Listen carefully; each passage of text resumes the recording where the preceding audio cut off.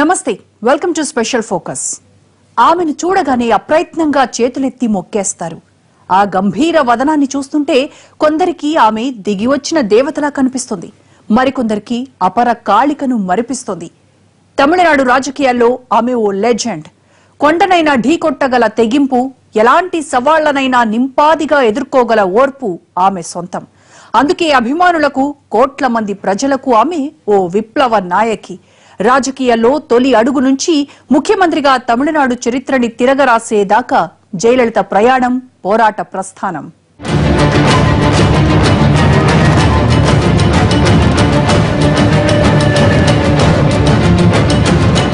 కోట్లాది మందికి ఆరాధ్య కథానాయికగా వెండి తెరనేలిన జయలలిత రాజకీయ అరంగేట్రం అనుకోకుండా జరిగింది.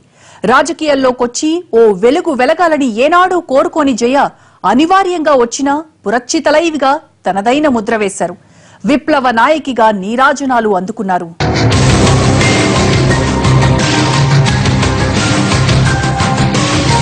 భావోద్వేగాలకు కొదవలేని ప్రజల నాటి అంతుపట్టని తమిళనాట ప్రజల గుండెల్లో చెరగని ముద్ర వేసిన ఘనత జయలలితది. 6 పర్యాయాలు అమ్మకి పట్టం కట్టి చాటుకున్నారు తమిళ ప్రజలు. జయలలిత 3 దశాబ్దాల రాజకీయ జీవితం నల్లేరుపై నడకలా సాగిపోలేదు. ఎన్నో ఒడిదుడుకులు ఎదుర్కొన్నారామె. ఎన్నో అవమానాలు భరించారు, అపనిందలు పడ్డారు. అయినా ఎప్పటికప్పుడు ప్రత్యర్థుల ఎత్తుల్ని చిత్తు చేస్తూ మరింత దృఢంగా నిలబడ్డారు. ఎలాంటి కుటుంబ బంధాలు, రాగద్వేషాలు లేని అమ్మగా తమిళనాడు ప్రజల గుండెల్లో నిలిచిపోయారు.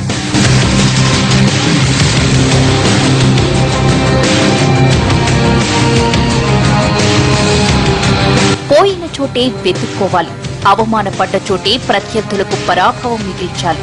తన రాజకీయ జీవితంలో జయలలిత నేర్చుకున్న పాఠం ఇదే.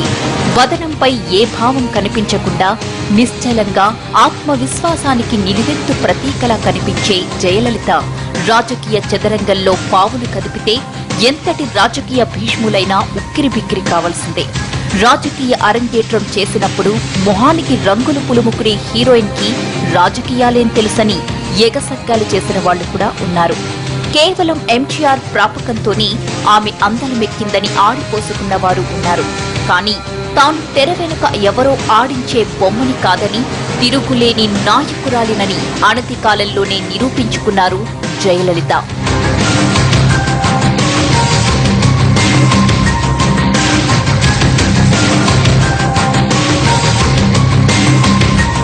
దక్షిణాది రాష్ట్రాల్లో దాదాపు 140 సినిమాలు చేసి వెండితెర ముద్దుగుమ్మగా పేరు తెచ్చుకున్న జయలలిత రాజకీయ ప్రవేశం చేసినప్పుడు అంతా ఆశ్చర్యంగా చూశారు. తొలి అడుగులోనే ఏకంగా పెద్దల సభలోకి అడుగుపెట్టారు జయలలిత. 1984లో ఎంజీఆర్ ఆమెను రాజ్యసభ సభ్యురాలిని చేయగానే ఆ పదవికి ఆమె అలంకారప్రాయంగానే మిగిలిపోతారనుకున్నారు. కానీ అందరి అంచనాల్ని తల్లకిందులు చేస్తూ రాజకీయాల్ని వంట పట్టించుకున్నారు విప్లవ నాయకి జయ. ఎంజీఆర్ మరణం తరువాత ఆయన సతీమణి జానకి రామచంద్రన్ ముఖ్యమంత్రి పదవిని చేపట్టినా రామచంద్రన్కి అసలు సిస్సులైన వారసురాలిని తానేనని ప్రకటించుకున్నారు జయ. ఏఐడీఎంకే శ్రేణుల్ని తన వైపు తిప్పుకున్నారు. పార్టీ తన నాయకత్వానికి మద్దతు పలికేలా చక్రం తిప్పారు. 1989లో శాసనసభలోకి అడుగుపెట్టి ప్రతిపక్ష నాయకురాలిగా సరికొత్త పాత్రని సమర్థవంతంగా పోషించారు. పార్టీకి తిరుగులేని నాయకురాలిగా ఎదిగారు.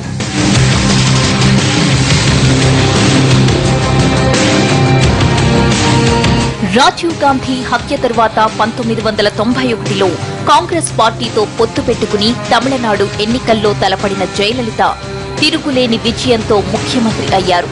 1996 ఎన్నికల్లో ఆమె ఘోర పరాభవాన్ని చవిచూశారు.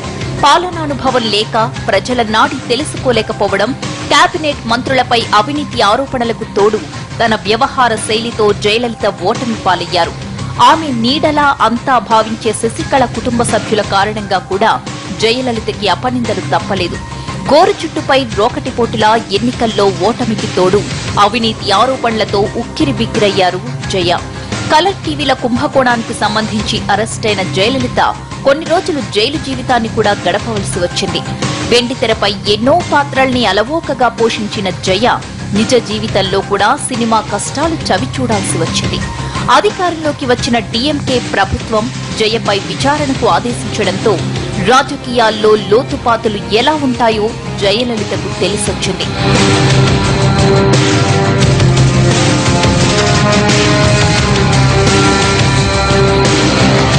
ఐదేళ్ల పాటు ఎన్నో ఆటుపోట్లు చవిచూసిన జయలలిత 2001 ఎన్నికల్లో మళ్లీ కెరటన్లా విరుచుకుపడ్డారు. ఏఐడీఎంకేని ఒంటి చేత్తో అధికారంలోకి తీసుకొచ్చారు. కానీ అధికారం వచ్చిందన్న ఆనందం కొన్నాళ్లే. పాత కేసులు కొనసాగటంతో పాటు కొత్త ఆరోపణలు తలకు చుట్టుకోవడంతో పదే పదే కోర్టు మెట్లు ఎక్కాల్సి వచ్చింది జయలలిత.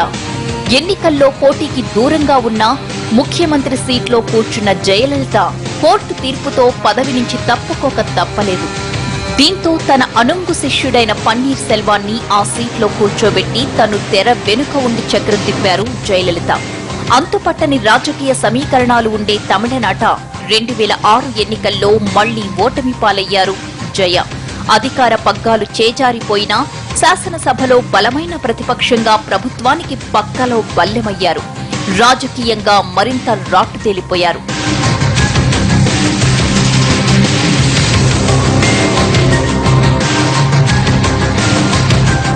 పడ్డ చోటే ఎలా లేచి నిల్చోవాలో, పోయిన చోటే తిరిగి ఎలా వెతుక్కోవాలో బాగా అర్థం చేసుకున్న జయలలిత 2011 ఎన్నికల్లో ఏఐడీఎంకేని మళ్లీ అధికారంలోకి తీసుకొచ్చారు. ముఖ్యమంత్రి పదవిలో ఉన్న జయని పాత కేసులు వెంటాడాయి. ఆదాయానికి మించిన ఆస్తుల కేసు మెడకు చుట్టుకోవడంతో ఆమె ముఖ్యమంత్రి పదవిని వదులుకోవలసి వచ్చింది. అధికారంలో ఉండగా కేసులో ఇరుక్కుని పదవిని కోల్పోయిన తొలి ముఖ్యమంత్రిగా తలదించుకుని జైల్లోకి అడుగు పెట్టాల్సి వచ్చింది. దీంతో పన్నీర్ సెల్వం మరోసారి ఆపద్ధర్మ ముఖ్యమంత్రిగా ఆమె కనుసన్నల్లో పాలన సాగించారు.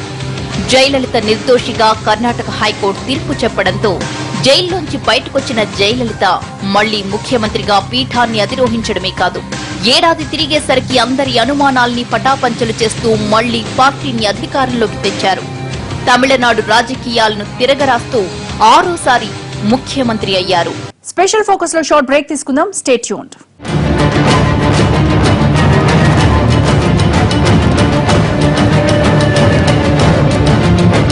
Welcome back.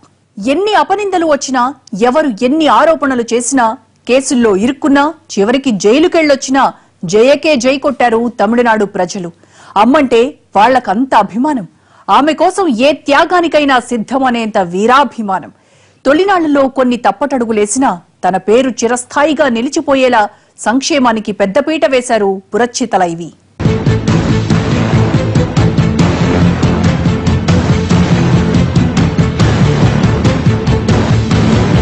అమ్మ ఒంటి మీద ఈగ వాలితే సహించరు ఆమె అభిమానులు. ఆమె ఒంట్లో నలతగా ఉందంటేనే తమ రక్త సంబంధీకురాలు అస్వస్థతకు గురైనట్లు తల్లడిల్లిపోతారు తమిళనాట ప్రజలు. ఆమె కోసం మొక్కులు, దీక్షలు, ప్రత్యేక పూజలు. జయలలితంటే వాళ్ల దృష్టిలో కేవలం ముఖ్యమంత్రి మాత్రమే కాదు, కోరుకోకుండానే వరాలిచ్చే దేవత. ఇంట్లో పటం పెట్టుకుని పూజించుకునే ఇలవేలుపు.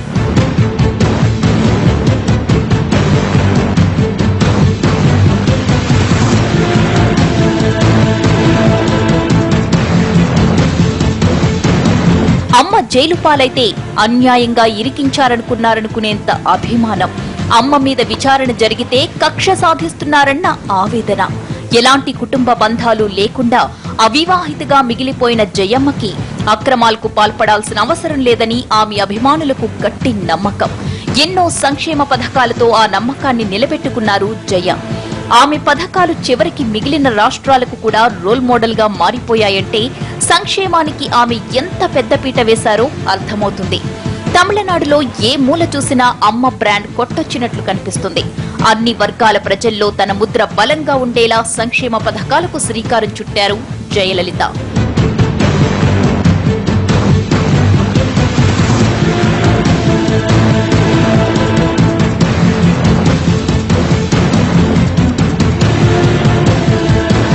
మొన్నటి ఎన్నికల్లో జయలలితకి కష్టకాలమేనని, డీఎంకే ఊపు మీదుందని సర్వేలు సంకేతాలిచ్చినా అందరి అంచనాల్ని తలకిందులు చేస్తూ మళ్లీ జయలలిత అధికారంలోకి రావడానికి ప్రధాన కారణం సంక్షేమ పథకాలే. ఉదయం అల్పాహారం నుంచి మొదలుకుని గొంతు తడుపుకునే నీళ్ల దాకా అన్నిట్లోనూ అమ్మే. రూపాయికే ప్లేట్ ఇడ్లీ, 3 రూపాయలకే పెరుగన్నం, 5 రూపాయలకే సాంబారన్నం, కాయ కష్టం చేసుకునే కార్మికుడి నుంచి ఐటీ ఉద్యోగి దాకా అంతా అమ్మ క్యాంటీన్లకి. అమ్మ స్టాల్స్, అమ్మ రేషన్, అమ్మ ఫార్మసీ, అమ్మ థియేటర్స్. అందుగలదు ఇందులేదని సందేహం ఎందుకన్నట్లు ఎందెందు వెతికినా అమ్మే. అందుకే అమ్మని కీర్తించకుండా ఎవ్వరికీ పూట గడవదు. తన మార్పు పథకాలతో తమిళనాడుని అంతగా ప్రభావితం చేశారు జయలలిత.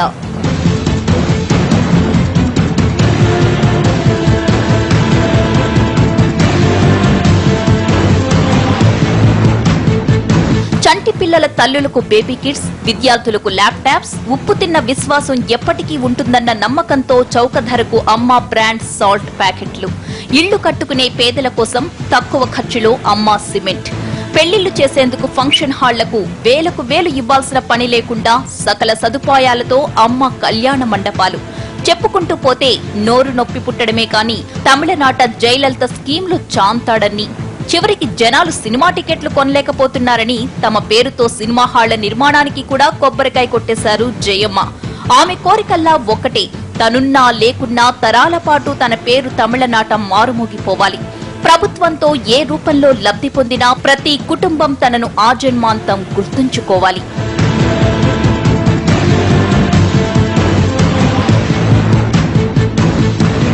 సంక్షేమ పథకాలకు నిధులు సమకూర్చలేక, సమర్థంగా నిర్వహించలేక కొన్ని ప్రభుత్వాలు కిందా మీద పడుతుంటాయి.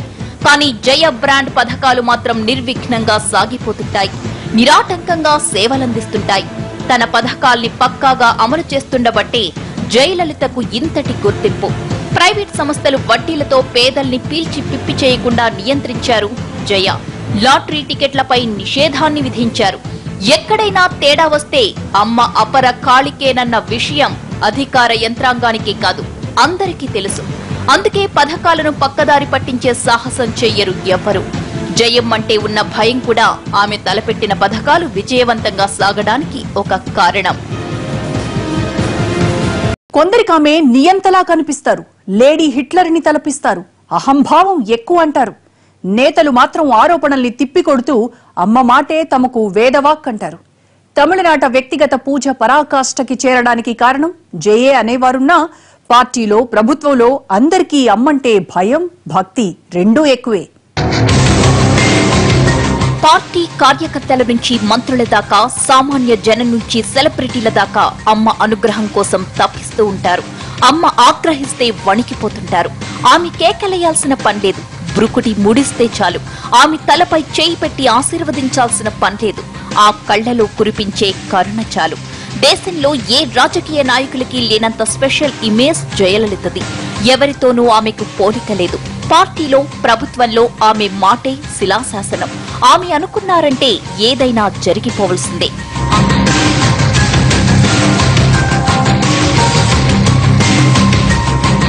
ఆమెకి ప్రజలే సర్వస్వం. ఆమె కరుణా కటాక్షాలే ప్రజలకు కొండంత బలం. తమిళనాట జనంతో అంతగా పెనవేసుకుపోయింది జయలలిత బంధం. ఆమె మాటకు ఎదురు చెప్పేవారే లేరు. అమ్మ చెబితే అదే ఫైనల్. అమ్మ కుదరదు అందంటే ఆ బ్రహ్మదేవుడు దిగొచ్చినా అది జరగదంతే. మొండితనం, ఏకస్వామ్యమే జయలలితని తిరుగులేని నాయకురాలిని చేసింది అంటారు. రాజకీయాల్లోకొచ్చిన కొత్తలో తన వెనుక జరిగిన కుట్రలతో ఎన్నో ఇబ్బందులు పడ్డారు జయలలిత.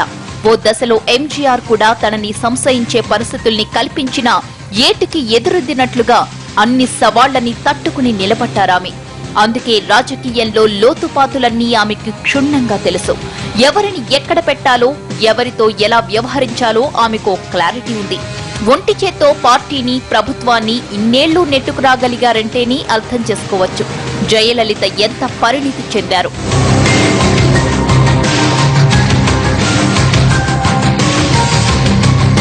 ఎంజీఆర్ అంత్యక్రియల సమయంలో జరిగిన అవమానం దహించేసిన పార్టీ అధ్యక్షురాలై ఆ తరువాత ముఖ్యమంత్రిగా గెలిచి తాను ఎంత మొండి ఘటమో చాటుకున్న ఐరన్ లేడీ జయలలిత. అసెంబ్లీ సాక్షిగా తనకు జరిగిన అవమానానికి తరువాత కరుణానిధిని ఇంటి నుంచి ఈడ్చుకొచ్చి ప్రతీకారం తీర్చుకున్న చరిత్ర జయది. అమ్మ గురించి తెలుసు కాబట్టే ఆమె అనుగ్రహం కోసం పార్టీ నేతలు పొర్లుదండాలు పెడుతుంటారు. చివరికి ఎమ్మెల్యేలు, మంత్రులైనా అమ్మకి సాష్టాంగ నమస్కారం చెయ్యాల్సిందే. చూసేవారికి ఇది రాచరిక పోకడలా కనిపించినా అమ్మంటే వాళ్లకు అంత భక్తి. అమ్మ ఎదుట ఎవరైనా తలెత్తి మాట్లాడితే సంచలనమే, ఎవరైనా తలదించి ఉండాల్సిందే. దేశంలోని చాలా రాజకీయ పార్టీల్లో వినిపించే ధిక్కార స్వరాలు జయ పార్టీలో కనిపించవు. అమ్మతో పెట్టుకోవడం అంటే కొర్వితో తలగొక్కోవడమేనని అందరికీ తెలుసు. అందుకే ఎంత వారైనా జయమ్మకి పాదాక్రాంతులే.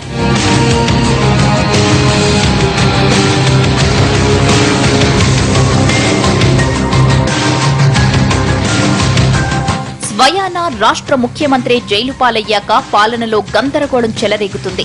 పెత్తనం కోసం పోటీ పెరుగుతుంది. కానీ జయలలిత జమానాలో వాటికి తావేలేదు. అక్రమాస్తుల కేసులో జయలలిత జైలు పాలైనప్పుడు కూడా ప్రభుత్వంలో ఎలాంటి సంక్షోభం లేదు. పార్టీలో ఎలాంటి కుదుపులు లేవు. జయలలిత అనుంగు శిష్యుడు పన్నీర్ సెల్వం పేరుకే ముఖ్యమంత్రి. శివుడాజ్ఞ లేనిదే చీమైనా కుట్టదన్నట్లు అమ్మ అనుమతి లేకుండా చిన్న సంతకం కూడా చేయలేదు సెల్వం.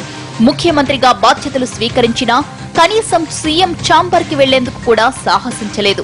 అమ్మ నిర్దోషిగా తిరిగి రాగానే అంతే వినమ్రంగా ఆమె చేతికి పదవిని అప్పగించిన పన్నీర్ సెల్వం లాంటి వీర విధేయులకు పార్టీలో ప్రభుత్వంలో కొదవలేదు. పదవులకు ఆశపడటం కాదు, అమ్మ ఆదేశిస్తే ఏ పదవినైనా అక్కడే వదిలేసేందుకు సిద్ధంగా ఉంటారు అంతా. తమిళనాట ఆ స్థాయిలో ఉంది అమ్మ ప్రభావం.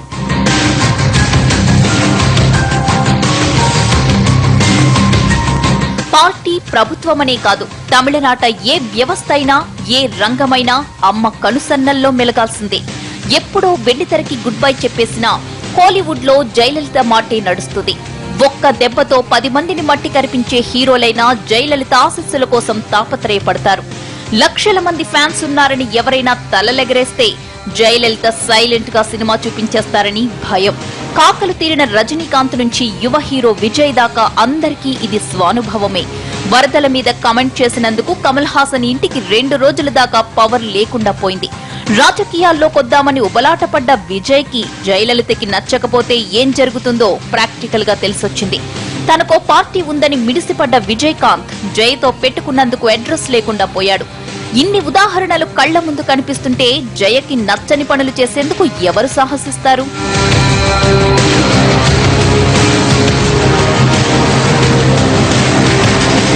సాష్టాంగ నమస్కారాలు వద్దని జయ ఎవరినీ వారించరు. తనను దేవతలా కీర్తించవద్దని కోరుకోరు. ధిక్కారాన్ని ఏమాత్రం సహించరు. విధేయతకే పెద్దపీట వేస్తారు. సినిమాల్లో ఉన్నప్పుడు ప్రేక్షకులే ఆమె అభిమానులు. కానీ రాజకీయాల్లో అంతా ఆమె ఫ్యాన్సే. ఆమె ఏదైతే కోరుకున్నారో అదే జరుగుతుంది. తమిళనాట ప్రతి గడపలో అమ్మ కీర్తనే.